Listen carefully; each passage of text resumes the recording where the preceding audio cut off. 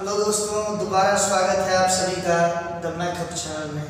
क्षमा चाहता हूँ आपसे, थोड़ी देरी हो गई, काफ़ी दिन हो गए, थोड़ा बीमार था मैं, लेकिन मैं आपके लिए फिर एक नई वीडियो के साथ हाजिर हुआ हूँ। ये आरआरबी जेईई स्पेशल वीडियो है दोस्तों, और इसमें मैं फिजिक्स, केमिस्ट्री और बायोलॉजी आपसे रोज एक क्लास डिस्कस करने वाला हूँ। क्लियर दोस्तों, सबसे पहली वीडियो मैं आपके लिए लेकर आया हूँ केमिस्ट्री की, और हम यहाँ पर पूरी केमिस्ट्री डिटेल में जो भी आरआरबी जेईई, एसएससी जेईई और अदर जो गवर्नमेंट एग्जाम्स होते हैं उस लेवल पे पूछी जाती है, पूरी केमिस्ट्री हम यहाँ डिस्कस करने वाले हैं। ठीक है, तो दोस्तों फर्स्ट क्लास से अटेंटिव रहिए, फर्स्ट क्लास से ध्यान दीजिए, और जितने भी लेक्चर्स सीरीज बनेंगी केमिस्ट्री की, फिजिक्स की और बायोलॉजी की, प्लीज़ उसको ध्यान से सुनिएगा। It will be very important and beneficial for each and every exam. Clear? तो दोस्तों आज केमिस्ट्री की हमारी फर्स्ट क्लास है, तो सबसे पहले हम ये जान लें कि केमिस्ट्री को हम किस तरीके से पढ़ने वाले हैं, क्योंकि एग्जाम आरआरबी जेईई का हो चाहे एसएससी जेईई का हो, क्वेश्चन वन लाइनर होते हैं। ठीक है, तो हमारी जो पढ़ाई चलेगी दोस्तों वो 3 पार्ट में चलेगी। सबसे पहला होता है हमारा फिजिकल केमिस्ट्री दोस्तों, दूसरा हमारा होता है इनऑर्गेनिक केमिस्ट्री, और तीसरा हमारा पार्ट होता है ऑर्गेनिक केमिस्ट्री। दोस्तों फिजिकल केमिस्ट्री, इनऑर्गेनिक केमिस्ट्री और ऑर्गेनिक केमिस्ट्री, ये 3 पार्ट में हमारी केमिस्ट्री डिवाइडेड है। क्लियर? और इनके अंदर कई सारे चैप्टर्स आते हैं। दोस्तों फिजिकल केमिस्ट्री जो होती है वो हमारे एग्जाम के लिए उतनी इंपॉर्टेंट नहीं है, इस बात पर थोड़ा ध्यान देना जरूरी है। क्यों?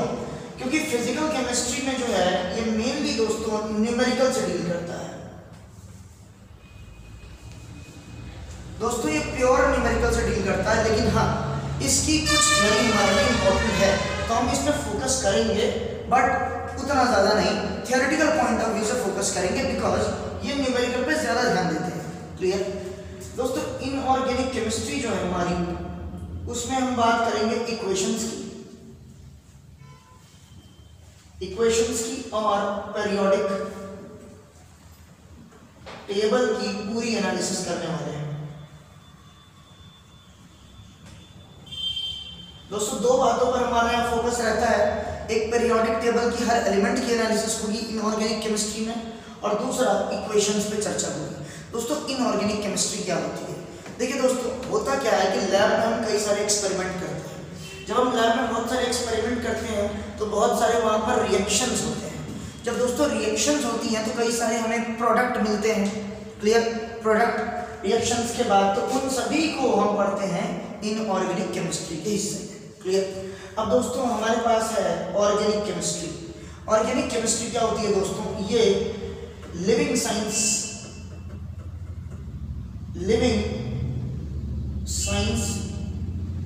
से कनेक्टेड है। दोस्तों क्या होता है, आपने सुना होगा एक बहुत ही इंपॉर्टेंट सब्जेक्ट है साइंस का, जिसका नाम है बायोलॉजी। दोस्तों ये बायोलॉजी से डायरेक्ट लिंक करता है सब्जेक्ट। क्यों? क्योंकि ऑर्गेनिक केमिस्ट्री में हम जिन चीज़ों के बारे में पढ़ते हैं वो सब लिविंग सेंसेस में हमें डील करते हैं। इसमें दोस्तों मेन इंपॉर्टेंट है हमारा हाइड्रोकार्बन्स।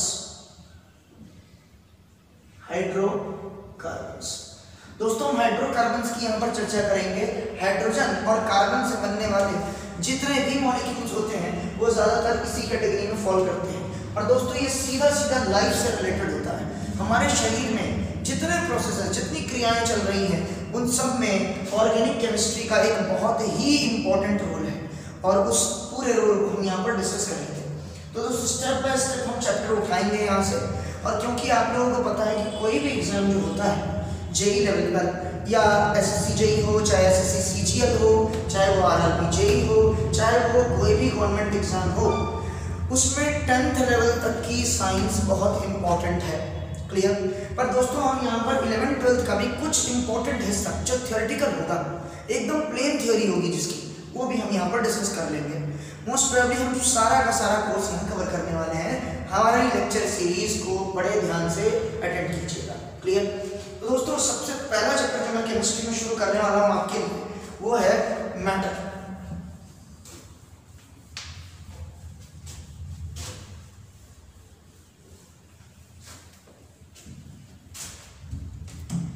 सबसे पहला चैप्टर दोस्तों हमारा है मैटर।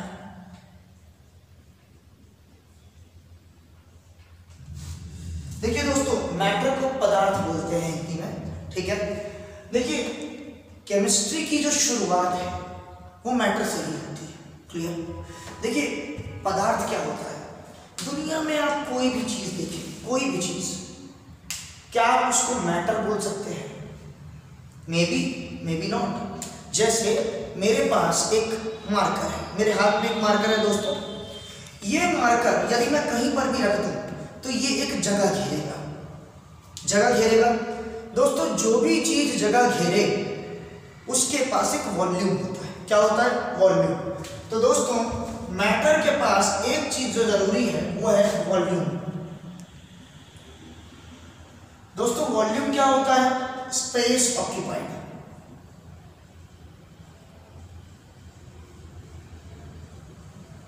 दोस्तों दुनिया में जो भी चीज जगह घेरे उसके पास एक वॉल्यूम होता है, क्लियर। और उसके पास एक मास भी होता है। दोस्तों मास क्या होता है? दोस्तों मास क्या होता है? देखिए जब आप किसी भी चीज को छुएं और आपको एक अलग इफेक्ट महसूस हो, जैसे ये मार्कर मेरे हाथ में है तो दोस्तों मेरे हाथ में एक अजीब सा इफेक्ट आएगा, भार आएगा मेरे हाथ में, क्लियर। दोस्तों भार आएगा मेरे हाथ में, इसका मतलब क्या है कि जब ये मार्कर मेरे हाथ में नहीं था, मेरा हाथ फ्री था, लेकिन ये मार्कर मेरे हाथ में आया तो पहली बात इसने जगह घेरी और दूसरी बात इसकी वजह से मेरा हाथ थोड़ा भारी हो गया। इसका मतलब दोस्तों ये है कि इसमें एक मास है, क्लियर। जिस किसी भी चीज में दोस्तों वॉल्यूम हो और मास हो वो दोनों ही प्रॉपर्टीज मैटर में होती है, क्लियर। जैसे फॉर एग्जांपल मैं आपके सामने एक एग्जांपल लेता हूं दोस्तों, मार्कर। तो मार्कर क्या है दोस्तों? मैटर है, क्लियर। मार्कर क्या है? मैटर है। फॉर एग्जांपल दोस्तों ह्यूमन। ह्यूमन क्या है दोस्तों? हम, मानव क्या है? मानव जगह भी घेरता है और मानव का किसी चीज पर इफेक्ट भी होता है। यदि मैं इस पे खड़ा हो जाऊं इस स्टेज पे तो इस स्टेज को कुछ इफेक्ट महसूस होगा। कैसे पता? दोस्तों क्या होता है, कई समय तक जब मैं इस स्टेज पे खड़ा रहूंगा तो एक समय ऐसा भी आएगा जब ये स्टेज टूट जाएगा। अब दोस्तों इस स्टेज के टूटने का कारण है मेरा भार, क्लियर। और मेरा भार जो है वो मास की वजह से आया है। तो दोस्तों जब मैं जगह भी घेरता हूं और जब मेरा इफेक्ट भी आया किसी चीज के ऊपर मेरे भार के कारण, इसका मतलब मेरे पास मास भी है और वॉल्यूम भी है, और जिन चीजों के पास ये दोनों बातें हों उसे बोलते हैं मैटर। इसका मतलब ह्यूमन क्या है? मैटर। लेकिन दोस्तों कुछ ऐसे भी एग्जाम्पल हैं जो मैटर नहीं होते। फॉर एग्जाम्पल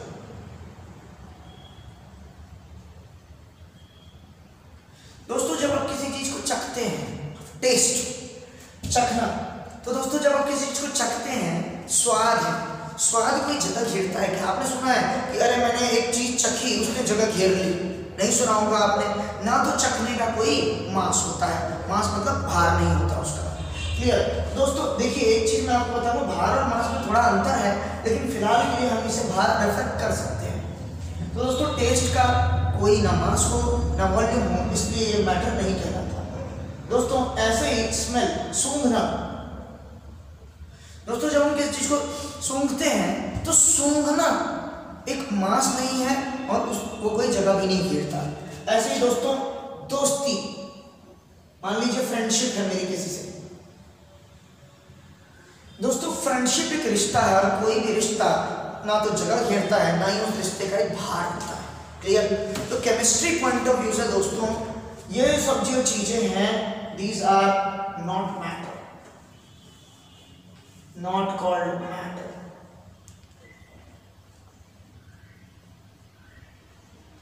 तो दोस्तों ये चीज मैटर नहीं कहलाती, क्लियर। दोस्तों अब हम मैटर के थोड़ा सा डिटेल में जाएंगे और हम देखेंगे कि पुराने विचारधारा में या पुराने समय में लोग मैटर के बारे में क्या सोचते थे और आज के समय में लोग मैटर के बारे में क्या सोचते हैं। हम सिर्फ इसकी प्लेन एनालिसिस करेंगे एग्जाम पॉइंट ऑफ व्यू से, क्लियर।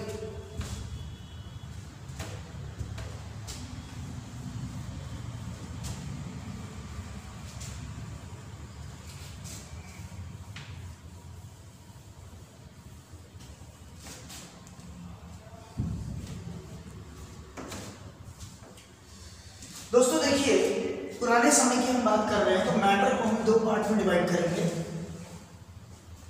एक जो पुराने समय में भारत के कई फिलोसफर्स, पुराने समय में भारत के कई फिलोसफर्स जो सोचते थे, वो हम यहाँ पर आपको बात दिखाएंगे। इंडियन फिलोसफर्स की थिंकिंग।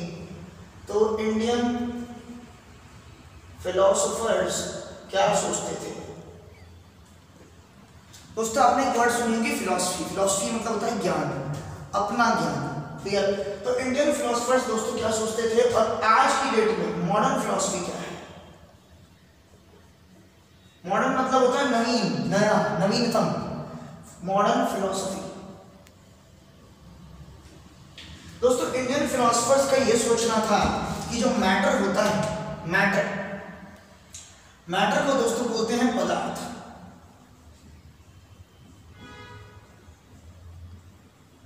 दोस्तों आप व्हाट्सएप पे किसी से चैटिंग करते होंगे, तो आप हिंदी के वर्ड्स को भी अंग्रेजी में प्रयोग करते हैं। क्लियर? ऐसे ही यहाँ पर मैंने पदार्थ आपके लिए लिखा है इंग्लिश में, मैटर को पदार्थ भी बोलते हैं। और इंडियन फिलोसफर्स का यह मानना था कि कोई भी पदार्थ, चाहे वो लिविंग हो, जीवित हो, या वो नॉन लिविंग हो, मृत हो, दोस्तों कोई भी पदार्थ दुनिया का, चाहे वो जीवित हो चाहे वो मृत हो, वो 5 चीजों से मिलकर बना है। 5 चीजों से मिलकर बना है। दोस्तों 5 चीजें क्या थी? देखिए दोस्तों, सबसे पहले आपका फायर। पुराने समय में इंडियन फिलोसफर्स का मानना था कि जो हमारा मैटर होता है, पदार्थ होता है, वो 5 चीजों से मिलकर बनता है और वो 5 चीजों में ही विलीन हो जाता है। क्लियर? समय के साथ। तो दोस्तों सबसे पहली चीज थी फायर, और फायर को हिंदी में बोला जाता है अग्नि। क्लियर? दोस्तों दूसरी चीज थी स्काई को बोला जाता है आकाश। दोस्तों तीसरी चीज थी वाटर को बोला जाता है जल। दोस्तों चौथी चीज थी अर्थ को बोला जाता है पृथ्वी। क्लियर? फायर, स्काई, वाटर, अर्थ, चौथी चीज। 5वीं चीज दोस्तों आपके लिए मैं 5वीं चीज छोड़ता हूं, आप कमेंट बॉक्स में कमेंट करके बताइएगा कि ये 5वीं चीज क्या होती है। आप सबने ये पढ़ा, 5वीं चीज का मुझे नाम बता दीजिए। क्लियर? तो दोस्तों अब हम आगे चलते हैं, मॉडर्न फिलॉसफी की बात करेंगे। 5वीं चीज दोस्तों कमेंट बॉक्स में पक्का शेयर कीजिए, कमेंट कीजिए, हम देखेंगे आप में से कितने लोगों को इसकी नॉलेज है। क्लियर? अब आगे चलते हैं दोस्तों, मॉडर्न फिलॉसफी की बात करते हैं। आज की डेट में ये सब बातें भले ही हम फॉलो करते हैं, लेकिन केमिस्ट्री को पढ़ने का तरीका बदल चुका है। हम मॉडर्न फिलॉसफी की बात करेंगे। दोस्तों मॉडर्न फिलॉसफी में हमारे पास 2 तरीके से क्लासिफाई किया जाता है क्लियर मैटर को। पहला है on the basis of physical properties. On the basis of physical properties. दोस्तों फिजिकल प्रॉपर्टीज वो होती हैं जो दिखती हैं आंखों से, जिसे आप देख सकते हैं और छू भी सकते हैं। दोस्तों दूसरी होती है केमिकल प्रॉपर्टीज।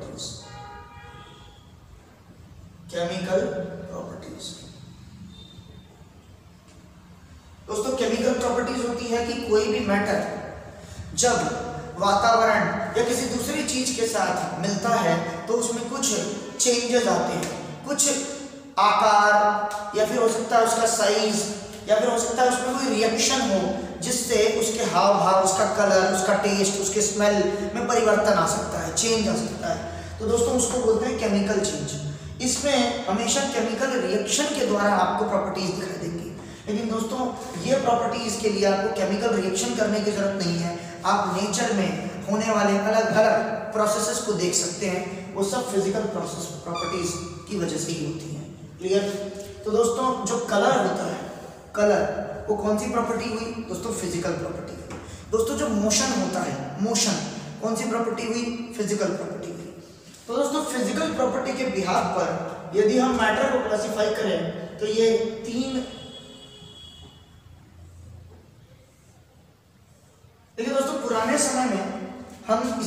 तीन प्रॉपर्टीज, पुराने समय में हमेशा तीन प्रॉपर्टीज के फॉर्म में मानते थे, बट आज की डेट में हमारे पास दो और प्रॉपर्टीज हैं, दो और फॉर्म है फिजिकल प्रॉपर्टी में। दोस्तों देखिए, पहला फॉर्म सॉलिड,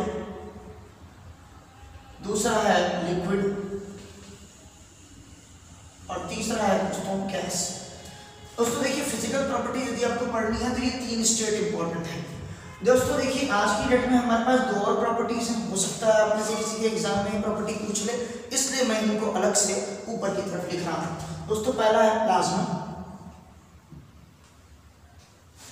और जिस पर नोबेल प्राइज मिला था बोस, हमारे देश के ओरिजिन के जो साइंटिस्ट हैं बोस साहब, उनको नोबेल प्राइज मिला था इस पांचवें स्टेट ऑफ मैटर के लिए।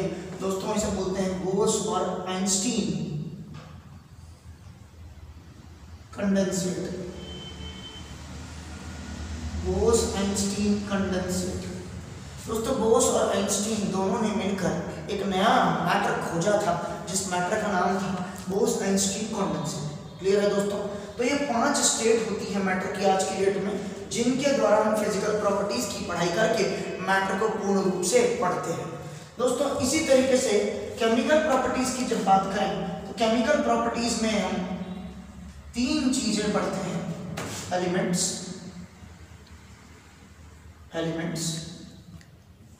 कंपाउंड्स और मिक्सचर। एलिमेंट्स, कंपाउंड्स और मिक्सचर्स।